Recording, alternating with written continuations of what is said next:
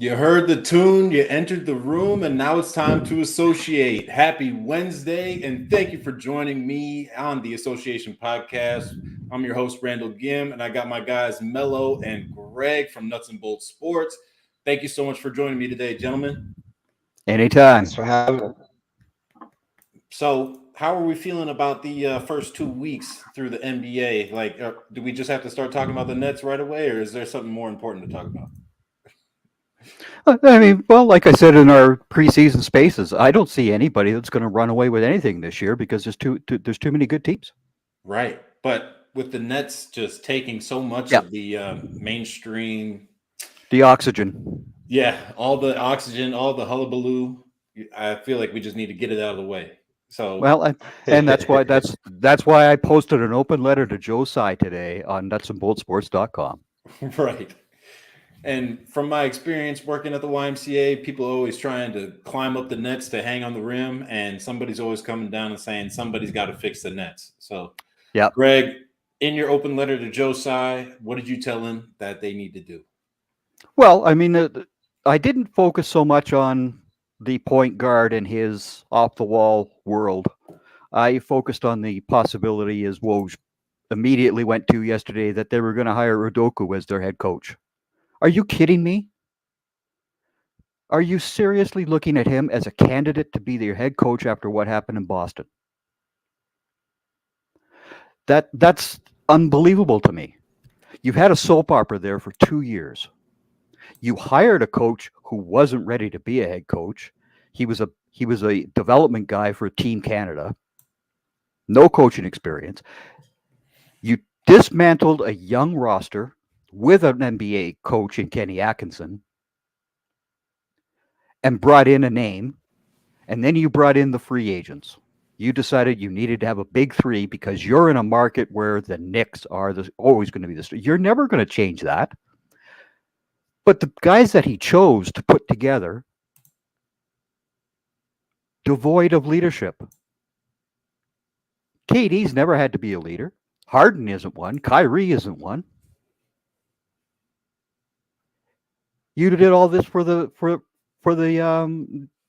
clicks and the eyeballs on your team, etc. I get that. I get trying to want to compete with the Knicks for the attention, but you went about it the wrong way.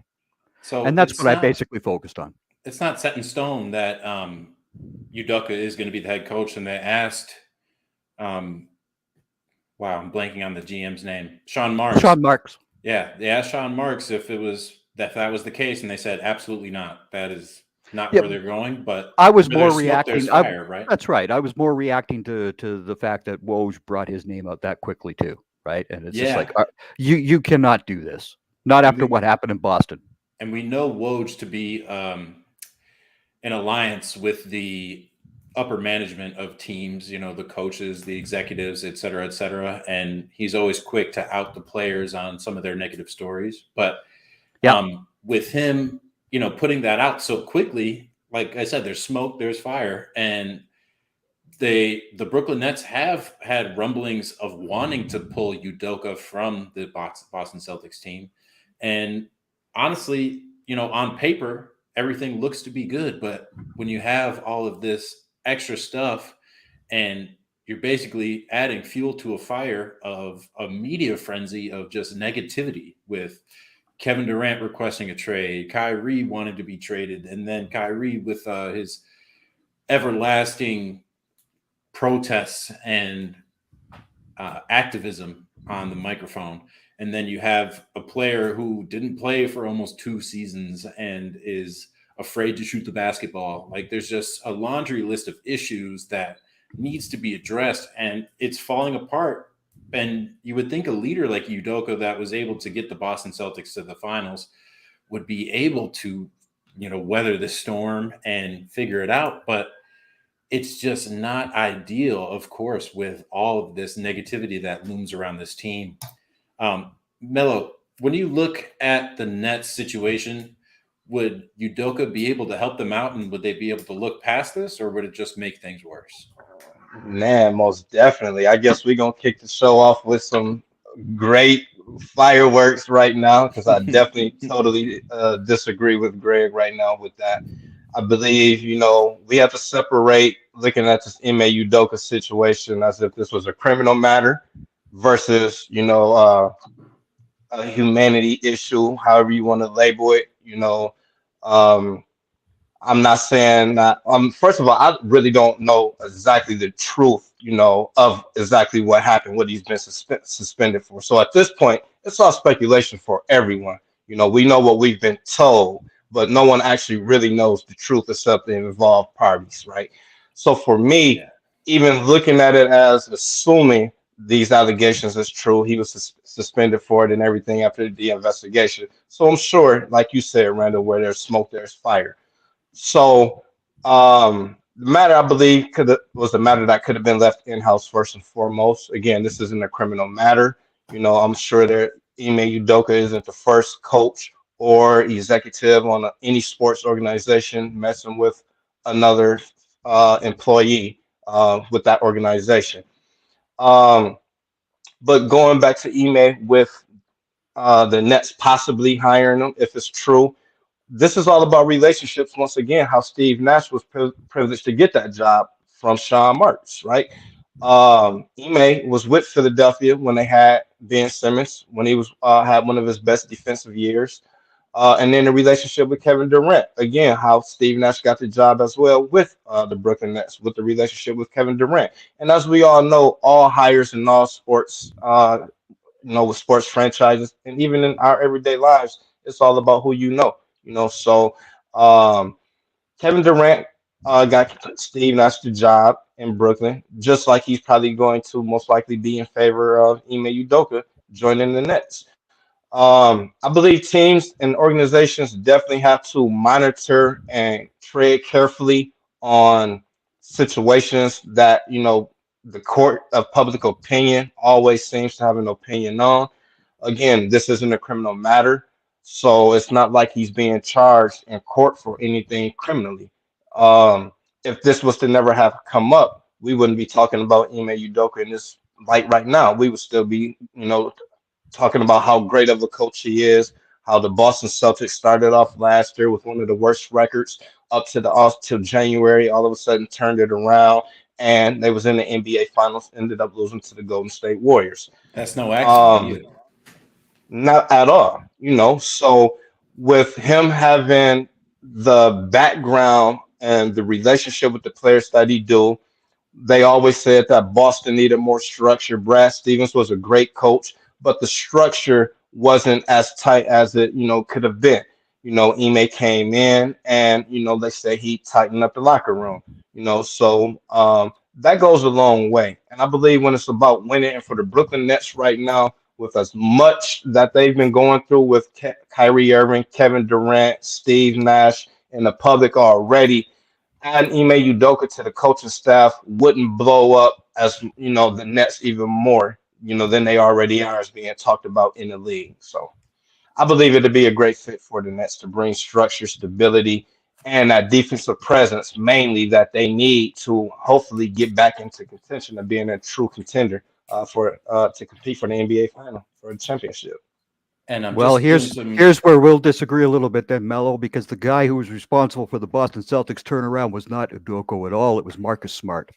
Marcus Smart going public with the way he did last year. He called out Tatum. He called out Brown. They went players only at that point. It wasn't the coach. It was Marcus Smart. Now, no criminal mentions in my letter whatsoever. I'm not going there. I'm not going there. I'm going strictly upon the perception. I didn't say he was guilty of anything. I said he was obviously, we've got a situation where character, and this is the big word that comes into all of this. It's the character. It's no different than the Deshaun Watson mess. That's character. And in this day and age, character matters, because guess what? Whether you like it or not, over half the population happens to be of the opposite gender from the three of us. They matter. Their opinions matter. Okay, so my response to that. You got those allegations out there with Watson. So my response. You so saw. my response. You to- saw. You okay. saw the reaction. You saw the Can I? reaction Okay. by the Can I female get my population response? to Watson. Can I get my response in real quick? Sure. Can I get my response in? Okay, thank you. My response to we're talking about character. I know of 3 NFL owners as of late, as Yep. of recent, Yep. criminal charges. Yep. One getting caught with drugs, prescription pills. Yep. One is soliciting prostitutes. So if we're talking about character, we have to extend that same judgment. And I do. To owner. Okay, so let me finish. How if Robert Kraft wasn't forced to give up ownership of the New England Patriots for soliciting prostitutes, if Jim Irsay wasn't forced to sell the Indianapolis Colts after getting caught speeding with over $10,000 worth of prescription drugs illegally, if Daniel Snyder, he's saying that now that he's going to potentially sell the Washington Commanders, we'll wait to see if that happens or not. However, there's only really been now maybe 2 owners that have been forced to give up their ownership, with Rob Sarver and Donald Sterling. But it was very extreme because I really felt it only had to do with race is why it went that way, which is a major thing, first and foremost. Let me say that.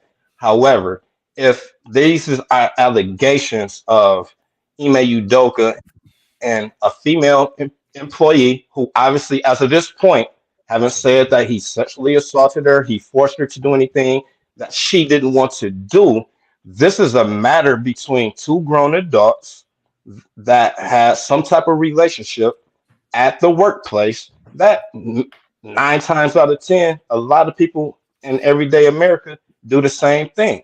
This is there's highlighted. There's the rub, my friend. There's the rub. Hold on, can I finish this point? I come right to you.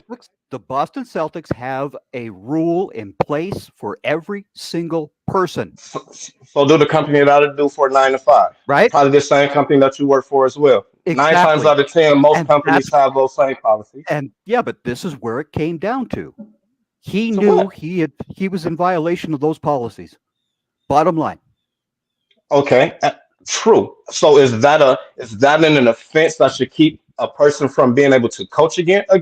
I no know, and again, this is a situation to where a woman. I'm clear in my open letter to Joe today. I'm clear in it. Okay. I state he should not be barred from coaching forever. I'm just saying right now is not the right time. 2 months after what happened. Allow me to interject really quick, gentlemen.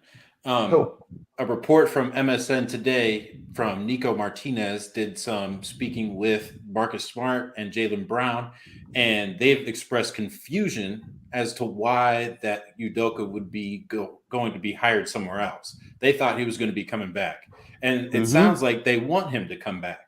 So both of those things combined shows that either what we thought was to be extremely serious is not so serious in terms of how the players view Udoka as a coach, in terms of his character and what he did. Maybe it wasn't, explicitly wrong, wasn't egregiously wrong. It was just, a bad case of judgment.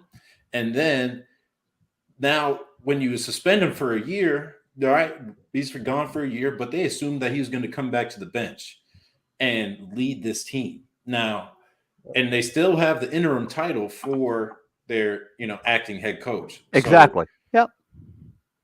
It's all signs point to him coming back. And when you have that extensive of a suspension for somebody, it's really, really strugglesome because, not only are they removed from the team for a year, but why is it so long?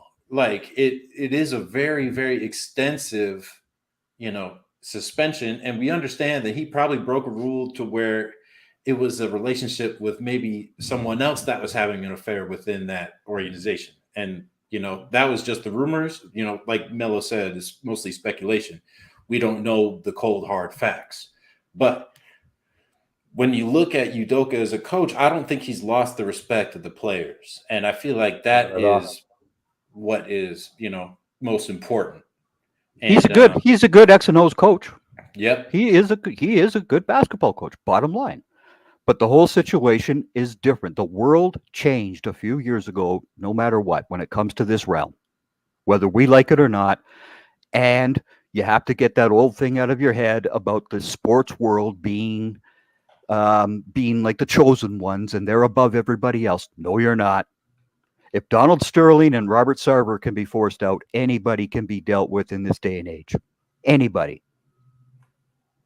And that's the thing about it. For matters that should be that severe, where there should be a year suspension, a lifetime ban, most definitely, I'm all in favor for it. But Yeah. again, if this situation, whoever was the whistleblower on this situation, I'm sure is probably maybe no longer with the organization.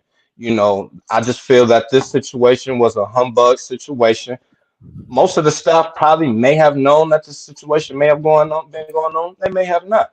We know how professional sports get down, as we have all heard. There have been other athletes and analysts that have come and said that this isn't the first time that this has happened. So this is probably, regardless if it's absolutely then, not. now, or now, this is a common, culture in the sports world. So again, I agree there should be some punishment, just like I would probably be suspended from work, for a few days if I was caught having a relationship with a woman at my job.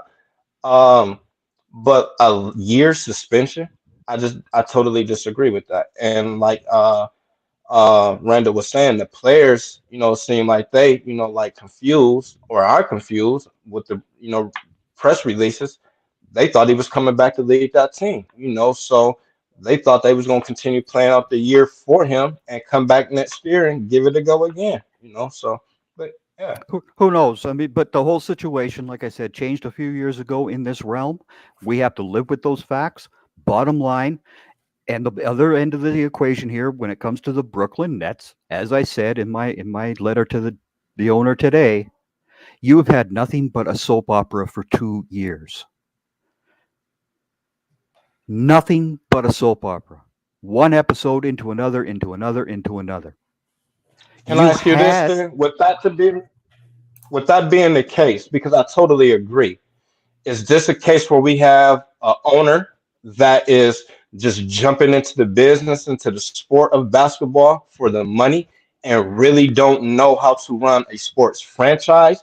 Running, and becoming a billionaire that he is, he definitely knows what he's doing. He definitely know how to get to the money and build money. However, because you may know how to build, just like, let's just say Jeff Bezos build an Amazon, that don't mean Jeff Bezos would be a good owner for the Phoenix Suns, who is possibly being mentioned or is being mentioned as a possible owner.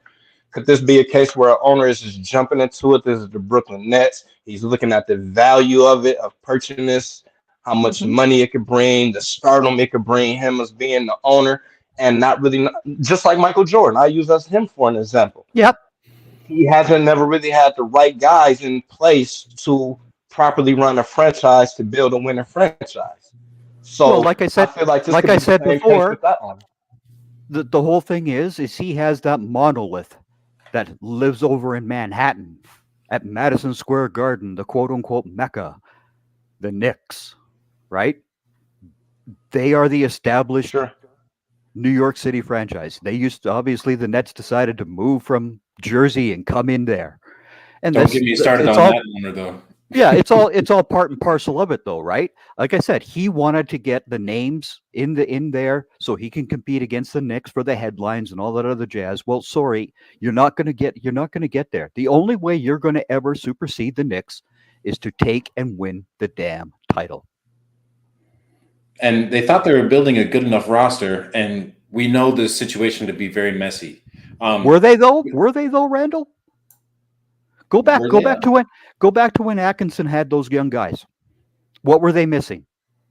A leader on the floor and a rim protector. Those were the two things that those young Nets were missing. Those young Nets were They scrappy. squeaked into the playoffs, though. Yeah, but they were fun They to weren't watch. contenders. No, I didn't say it, but that's why I said, what were they missing? They were missing a floor leader, a veteran floor leader, and a rim protector because they didn't have the height. They were too small, right? Those were the elements they were missing. Everywhere Kevin Durant has gone, they've been guaranteed like contenders. You know, they're going to make it deep into the playoffs. He's near unguardable. Exactly. But it's beyond that at this point. I mean, that team was totally right. That team, and like you said, Greg, how they was building that team, how it ended up being constructed. I mean, we have to remember all that happened from the Boston Nets trade with KG and Paul Pierce and those guys. You know, so all that is a response to that trade from the previous owner. You know, that so trade is still making waves a decade later. Crazy. Right. So with that trade, you know, that had happened, how that team ended up being constructed, you know, it was great how it looked, but long term, how much success would that team really have had? You know, and if you had an opportunity to get Kevin Durant, who's not going to break up a team and build around Kevin Durant? We're talking about one of the greatest players to already play, you know, in the history of the game. He's still going to get you buckets. He can still help you win the ring, you know. So everything that you're saying about that team is true. But if I'm building an organization, I'm trying to win, and I have a chance to get Kevin Durant, I'm going to bring Kevin Durant in the building.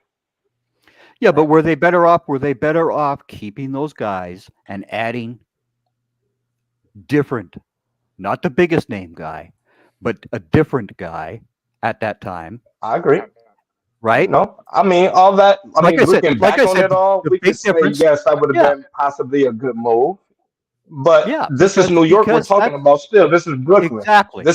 They need household names. You know, so Kevin Durant is a household name. It's about business. And the difference is, but the difference is the household names he decided to bring in there. They didn't have the leadership capabilities of a putting James with Dwayne Wade. Chris Bosh was the follower. They didn't have a Steph Curry, a Klay Thompson, and a Draymond Green. KD had no leadership responsibilities whatsoever with the Warriors. None. That's what I'm talking about. I mean, it's the way that they went about it. We got to give KD. I'm glad you brought that back up. I'm glad you brought that back up. KD has never been looked at as a leader. Come on. I mean, I didn't say went that. to the NBA Finals before he went to Golden State. Yes, I know, but he didn't have to. You said he's never had to lead. He didn't have to lead at all in Golden State. I mean, well, who was the leader in who was the leader in Seattle when he got drafted? And then who was the leader in OKC? I guarantee he was the leader of the team when they saw LeBron James and that big three in Miami. I mean, without Kevin Durant, you think OKC, you think James Harden, who was the sixth man at that time, Russell Westbrook, Serge Ibaka, Kendrick Perkins, that was a great team. But do you think they would have made it to the NBA Finals? No, but that was KD the player. That was KD the player. That wasn't KD the quote unquote leader. Because I'll tell you the guys that led by example on that OKC team were the two more veteran guys in Perkins and Ibaka. And if you go back to the Toronto championship, was key. It was Ibaka. It was Ibaka who took the young guys, the Van Vliets and the Siakams, after every game. You're doing this. You're not going out. You're doing this. It was Ibaka. That's what I'm talking about. I'm talking about. That's right. I'm talking about that type of leadership. Not in a game. I'm talking about the team leader. Don't tell me it was the younger Kevin Durant, because it wasn't. I believe KD. I believe KD has definitely been a team leader. I've heard players say that KD is definitely the team leader. He may not appear to be the team leader when the camera is on, but Kevin Durant has always been a leader. You know, and to be a leader, you need to take care of yourself and to show that you are leading by example. And when you take care of yourself, you take your vitamins, and that's why we're going to hear from Vitable right now. Enjoy 40% off site-wide. Vitable takes the guesswork out of feeling good. Get your own personalized daily vitamin pack safely delivered to your doorstep every month. Take their online quiz to find out which vitamins and minerals can support your personal needs based on your own diet and lifestyle. # only what you need, nothing that you don't. All vitamins are manufactured in Australia at the highest quality standard. Ingredients come in the best form for their absorption by your body. Enjoy 40% off site-wide using code NBS40 at checkout. All right, guys. So Okay. wrapping up that first part of the show with Udoka and KD, we got to move on to the rest of the Nets because we could talk about this all episode, but we got other stuff to focus on. So with KD, how he left Golden State, we all know he had 1 foot out the door. Seems like he has that same situation now after requesting a trade. You got Ben Simmons, who, is a struggle bus of his own with his new knee injury, and he's still dealing with back problems, still doesn't want to shoot the ball. On a fast break, he'll stop and pick it up at the 3-point line. Like, now you have Ime Udoka rumors that he might come over with all of his drama. Then you have Kyrie. If you were Josai, right?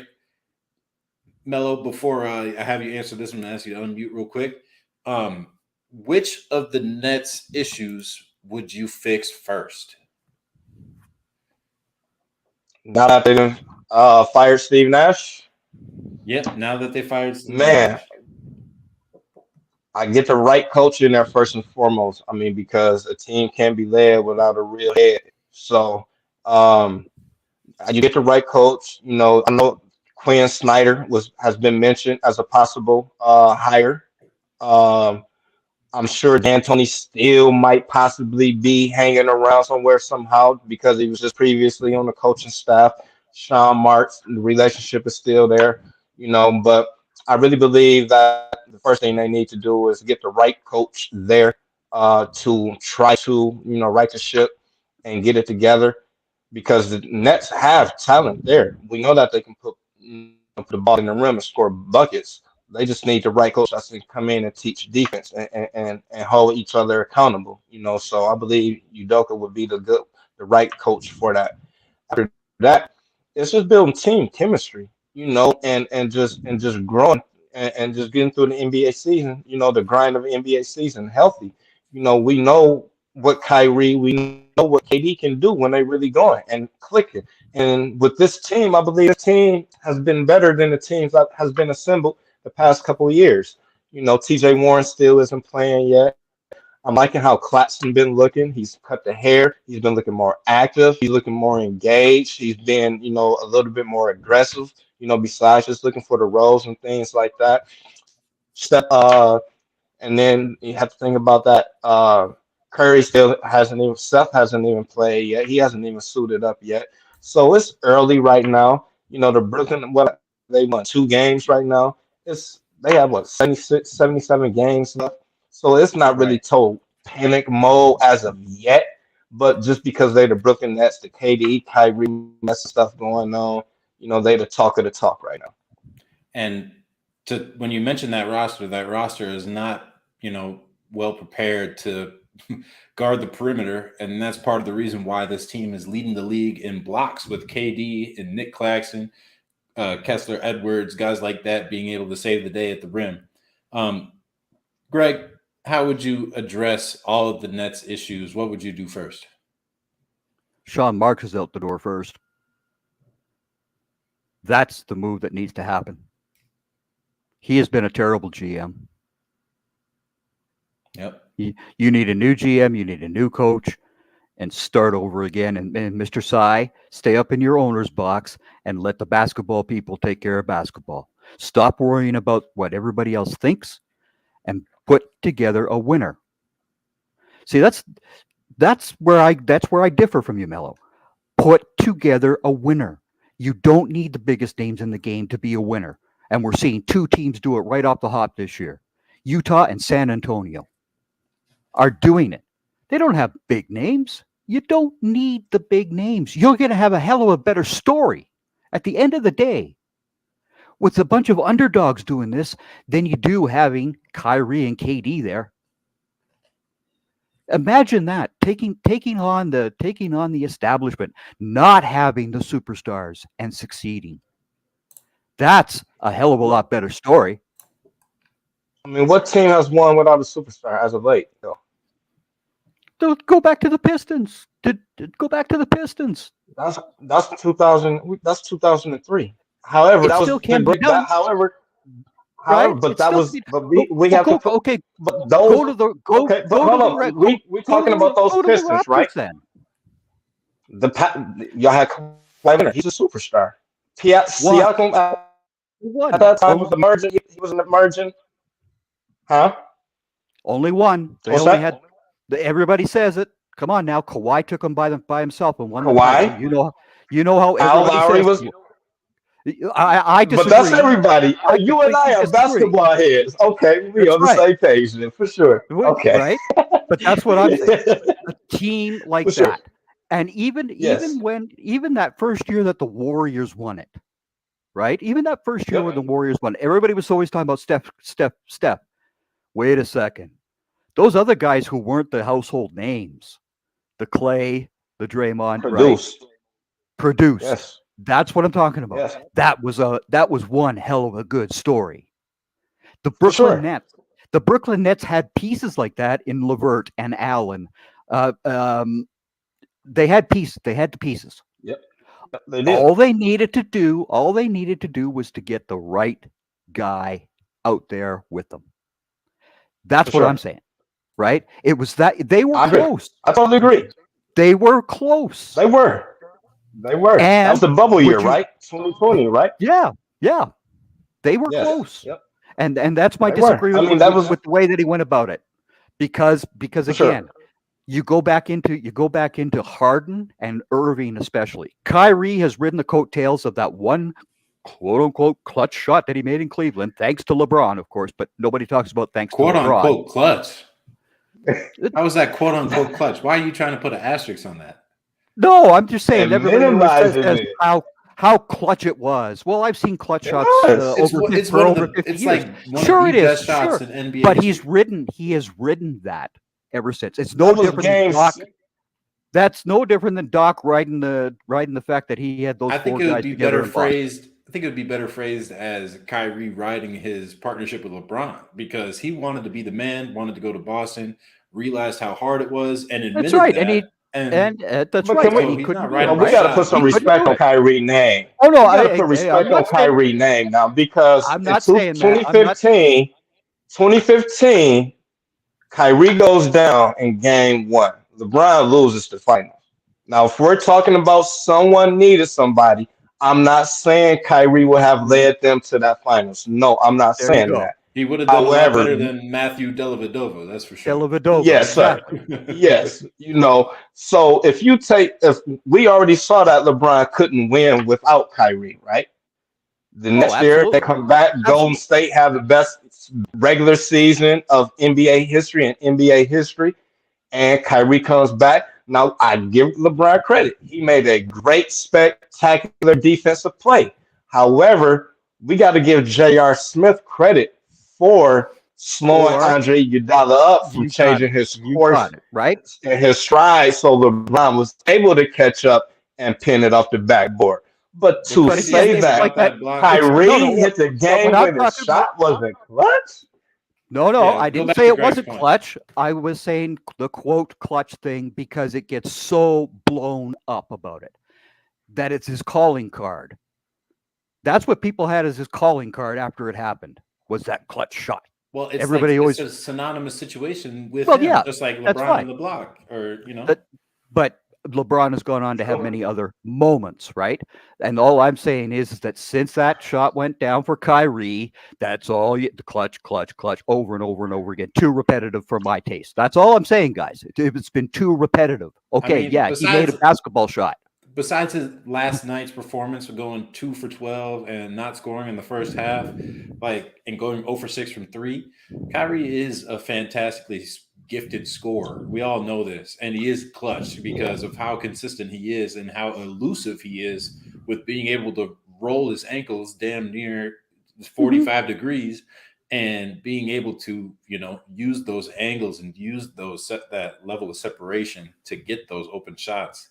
And his balance is also insane. He's one of the best scorers ever. His Ever. off balance is also insane. Exactly. I And mean, he's one of the best finishers, fundamental sound Yeah. players. I mean, I don't his take that skill away. I don't set and take that away from him. IQ. right. For I don't sure. take that away from the guy. Okay. All I'm just saying is like with a lot of other stuff in the world of sports, everything gets too much coverage, right? And that quote unquote clutch shot over and okay, wait a second. I've seen it. Yes, he did it. Congratulations. Now, what are you doing today? What are you doing today? I don't want to go Making a back, difference to people's right? lives, man. He's making a difference Oh, to there you people's go. lives There you today, go. man. He's making it. There you go. Kyrie Irving is making a difference in people's lives, man. What's he And doing on the floor, though? let's shift gears real quick, gentlemen. Now that we're on the topic of Kyrie, and I want to give you both only 30 seconds on this, so be quick, be concise. When you look at the Kyrie situation, without getting into the details and talking about the stuff that he posted and whatnot, we already know about all that. So, given all of that information on this situation, what would you do to discipline Kyrie? Because it's obvious that people are upset. Your season ticket holders are upset. You got him arguing with the main ESPN reporter, Nick Friedel. And you got Nick Friedel doing hit after hit after hit on ESPN all day, talking about the same thing.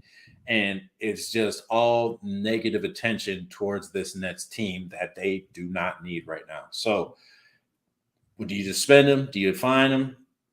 Do you send him home for a certain amount of time?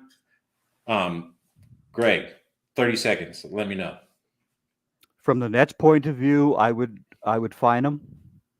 But the bigger point of view is the National Basketball Players Association, and he should not be the vice president. He should not even be a member in good standing. And that's the one that needs to happen. That's tough. That's a great answer, honestly. With somebody as volatile as him and as wishy-washy, how can you rely on him? You can't rely on him to be on the court or to put basketball first. So how is he going to have the best interest of his fellow players? Yep. Great point. Great point. Mello, how would you discipline Kyrie? I wouldn't. I mean, he hasn't broken the law. He hasn't done anything. Again, this is in the court of public opinion.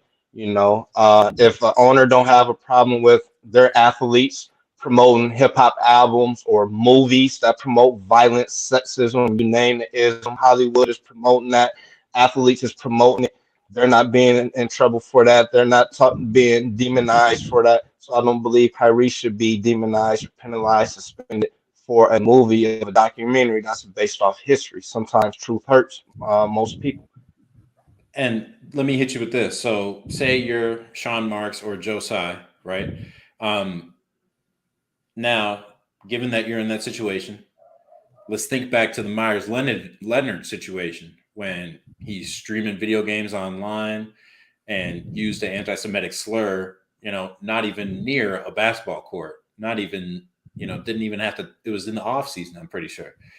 And then, where is he at? He's not on the team. He's still working on himself. And actually, some guys from shout out to Strictly B-Ball, who I was able to interview. You can go check out a clip of that on my Instagram. Those guys do a lot of Where Are They Now videos. And Myers Leonard went out into Jewish communities and spoke with these, rabbis and members of their communities and really try to understand the meaning of that word and also the meaning of their culture, and really did put the boots on the ground, did everything that he could without even having a camera out, nothing, not even promoting it, just doing it for the sake of reprimanding what he did. Now, with all that said, if you're the head, of the organization and you're getting all this discourse from leaders in your community, and I heard in Brooklyn, you can't walk a block or two without seeing a synagogue or a church or et cetera, et cetera. So with all that being said, you got all this discourse from people who care about your team. And if you don't do anything, then that kind of shows your support for behavior as such, right? So does that change your opinion at all? Or, what would you think about that?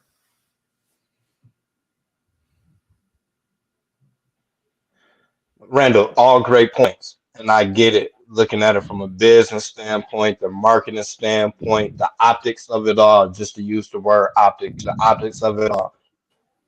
And this is to where, sports entertainers, athletes, entertainers, sometimes this is where even ownership groups and sports teams they get the bad end of the deal because situations like this is pretty much always handled in the court of public opinion, and responses is always to the court public of opinion. Again, no disrespect to no nationality, race, religion, or anything like that. I don't even really know what it's so much about. However, hearing, reading a little bit, it's about, again, it was a history lesson about, something that actually took place. That's always a soft spot, man. It really won't change my mind to get back to your question. But if I'm the Brooklyn Nets owner, I would do something for lip service. I will say something to the public, make some type of public statement. However, I'm telling Kyrie behind closed doors, as a person that respects other people for their opinions and beliefs.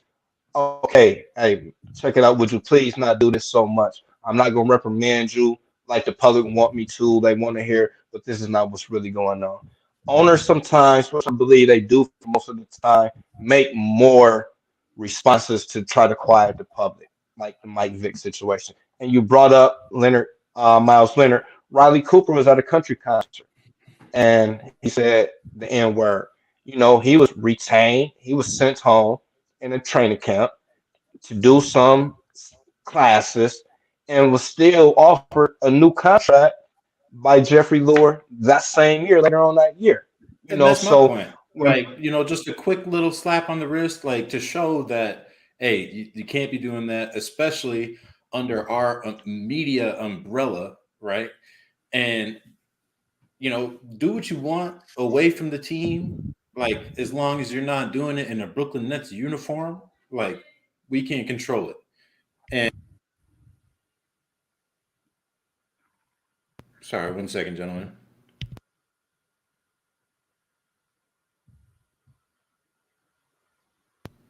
So sorry about that.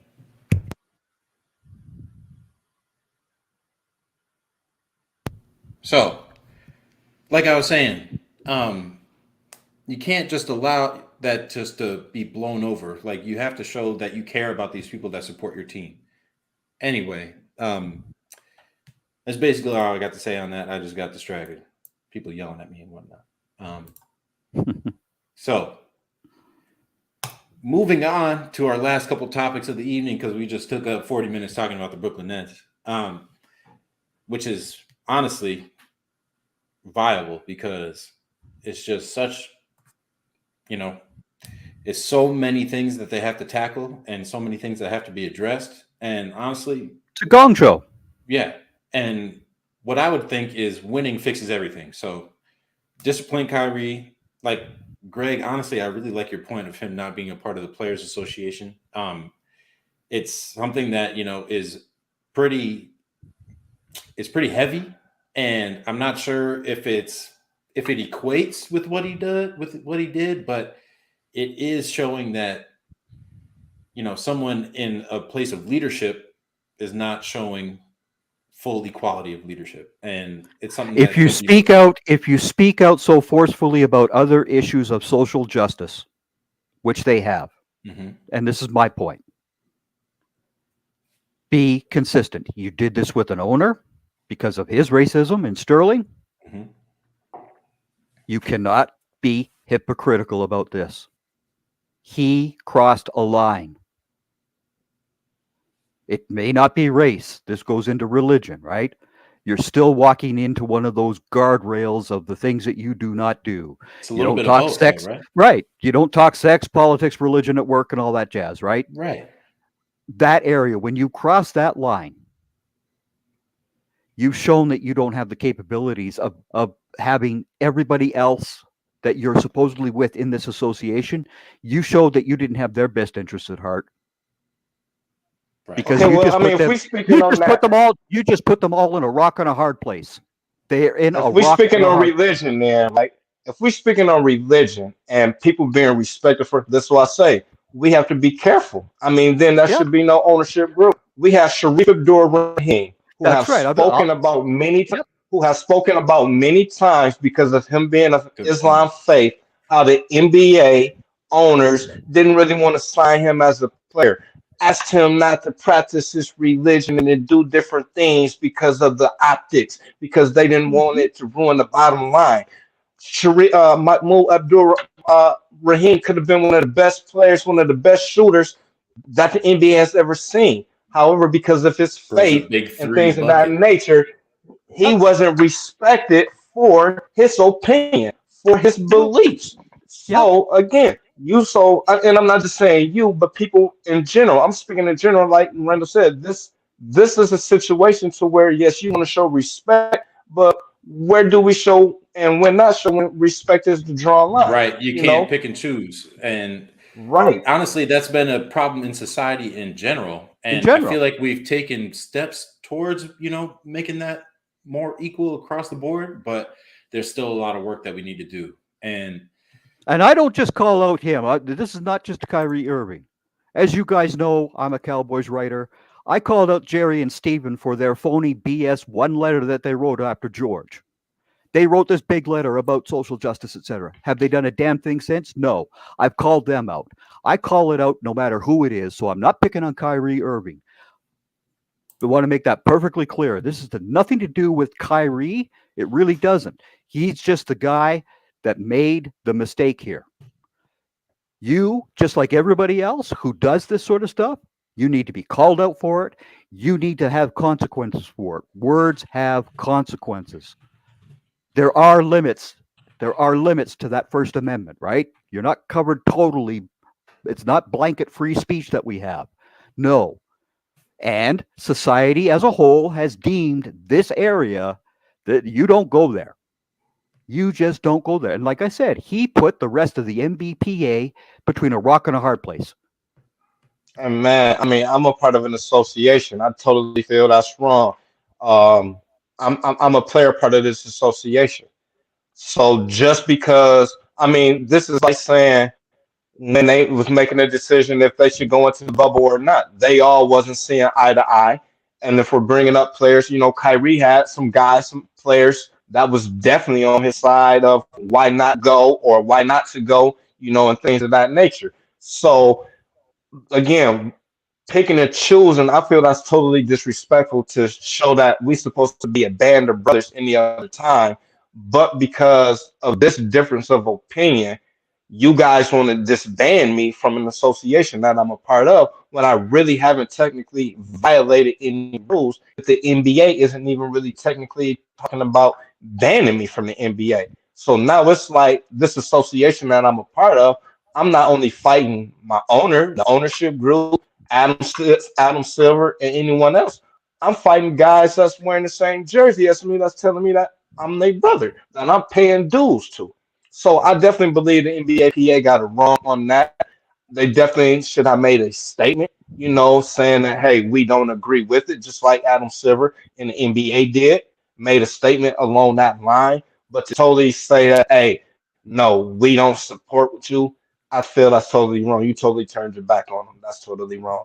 Being a vice president, I could see maybe, removing him from an executive position.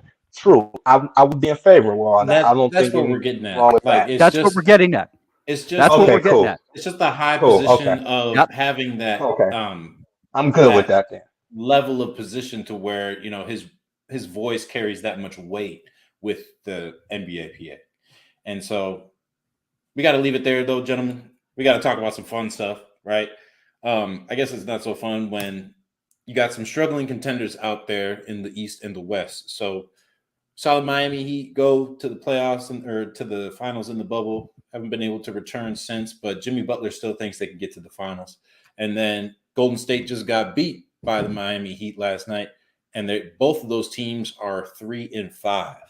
So do these teams have a chance to get back to the finals? I know it's only 8 of 82 games, but do we think those rosters are strong enough to make it to the NBA finals? Leave it open to either one of you gentlemen. The one in the West is, the one in the East isn't. Tell me why the one in the East is not. Bam Adebayo can't do everything defensively by himself. Kyle Lowry is not what he was at one time. He just isn't. Jimmy Butler I still always have the same issue when it comes to Jimmy Butler. He wants to defer instead of taking the ball by the horns, as we would say, the bull by the horns. Well, he was clutch last night. He was clutch. No, but this is where I always have my issue with Jimmy. It's at the beginning of games. You set the tone, Jimmy. You attack the rim. Others will follow. You're supposed to be the leader. Don't always think that you have to defer, right? And that's always been my problem with Jimmy Butler, is at the beginning of a game. Mello, you got anything to add? Hey, listen, we back in agreements. We back on the agreement side with Jimmy Butler, Greg. Listen, I have a buddy. Shout out to my homie Jamal, man. We talk about Jimmy Butler, and I'm a Bulls fan, so I got to experience Jimmy up close and personal, just like you did, Randall. You a T-Wolves fan. Y'all Yes, caught him sir. after we did, so just like who Jimmy is. Greg, we saw Jimmy from Chicago to Minnesota to Philly to Miami, and as I've always been, I call him the most inconsistent, consistent player in the league. It's like when Chicago needed him, the T-Wolves, Philly. I will give his run in Philly credit. Even in Miami, he's been doing fairly well. Last year, I give Jimmy credit. Philly, bro. That lineup in Philly was they should have made it to the finals. That was they should have won it. Yes, it was. It definitely was. So I give Jimmy credit. Jimmy's a good player. He when he want to exert himself and go all out and be a leader, he's going to do it. But like you said, it's either going to come in the beginning of the game or it's going to come at the end when the game is out of reach and he just want to be Jimmy Buckets and take over. However, I do feel that the East Miami still can come up out the East, depending on the matchups. It's early, so they are somewhat considered a championship contending team. They have vets there. They have what it takes. I agree with Bam. He's definitely going to need help on the defensive end. No, he can't rebound, block shots, and do everything and put up shots. And they expect him to carry them in the fourth quarter. So I totally agree. Kyle Lowry, fan of him. But he has definitely declined a lot in 6 months or 4 months. From the last time that he played to right now, it's like been a huge decline for him. But as long as he's still on the court and healthy, I'm good with it, Shout out and end with the Golden State Warriors. Check Golden State Warriors. Check it out right now at nutsandboltsports.com. And it's called Don't Panic. The Warriors is not panicking through 8 games, basically. I definitely feel they have what it takes to get back, to the championship, to the finals. But it's going to take some work. They need to get back, on the defensive end, get back to it on the defensive end of things. With losing Mike Brown to the Sacramento Kings, who was pretty much the defensive architect for the Golden State Warriors run, is no longer there. So his coaching and stuff, his teachings, the plays and everything can still be there. But when that voice who really knows it isn't there anymore, that defense or offense is going to struggle. Just like Phil Jackson never won without Ted Swinner on his side with the triangle offense, right? So they have to readjust. They have to readjust because they don't have a Porter Jr. anymore. They have to get Wiseman settled into a role and make him comfortable with that role, like they did with Jordan Poole. They were very patient, etc. That was one of the smartest things I've ever seen in the last few years is the patience they had with Poole. They got to do the same thing with Wiseman, and they'll be fine. What's you guys' opinion? We got to remember that. I was going to ask you really quick about the Miami Heat. What's your opinion on Kyle Lowry's performance this far? Lousy. Yep. He's not himself. Here's the problem, and you also see it with the guard that's up in Philadelphia right now. When you put on weight like that and you're at a certain age, both of them got too big.